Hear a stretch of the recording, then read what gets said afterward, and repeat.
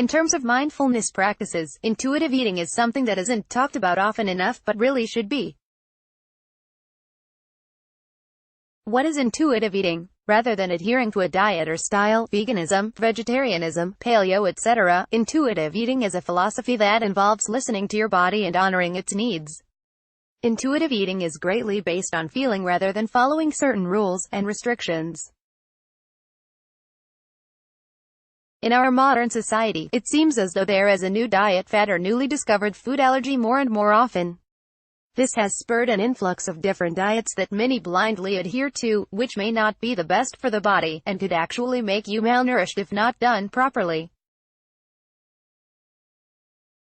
Intuitive eating isn't about eating whatever you crave, it is about giving your body what it needs and knowing what that is. It also isn't intended for weight loss specifically. Intuitive eating can help you lose weight potentially, but the main goal is to listen to your body and what makes it feel good. 3 steps to replace dieting with intuitive eating for better health. 1. Observe the gut. With the various food allergies that we've developed with our modern diet, it is all too easy to consistently eat something that your body doesn't agree with, without even knowing it. Even small discomfort is a sign that something isn't sitting right. Pay attention to how you feel after eating something and honor the messages that your body is sending you, even if it's a message that ice cream no longer feels good or that pasta makes you feel uncomfortable and bloated. These messages are your gut's way of sending messages to the brain that something is not right, and nourishing your body with the right nutrients is the best solution. This first step is the hardest because we are creatures of habit, and cutting out delicious and favorite foods is never easy, especially if they bring us emotional comfort. But by opening up the line of communication and strengthening the mind-body connection, you are giving a voice to the needs of your body and not denying any discomfort you're feeling. 2. Drop the diet mentality. Throw out your fad diet books, stop Googling trim belly fat fast, and work towards consistency rather than crash diets. Your body knows exactly what it needs to achieve homeostasis, and by allowing those desires to speak to you, you can create a flow of consistency that is much easier to maintain than keeping up with the latest diets sweeping the country. When you live with a diet mentality, you send messages to your brain that you are not only inadequate now, but that you are never going to be good enough. Focus on creating a diet that isn't geared towards specifically losing weight, but rather finding the foods that make you feel good and release you from the gripping fear and mentality of lack that dieting creates. 3.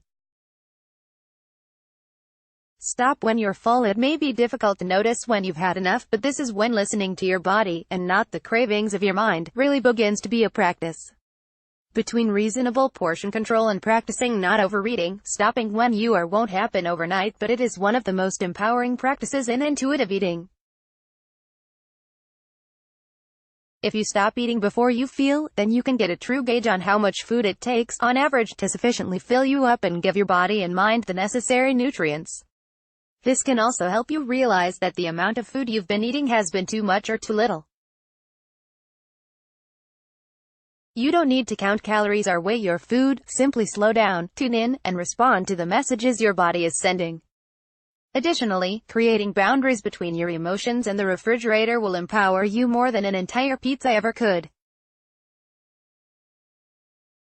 Intuitive eating, while incredibly empowering and strengthening, is not the easiest road to take at first.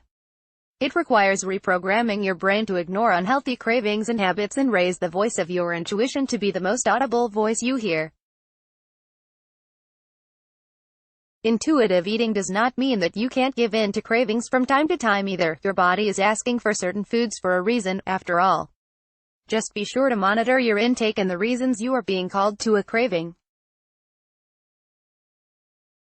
Eventually, you'll begin to translate these needs and understand when and why your body calls for specific nutrients. You'll also be able to catch your brain in an old habit of asking for ice cream when you're sad or bored on the couch with a new TV series.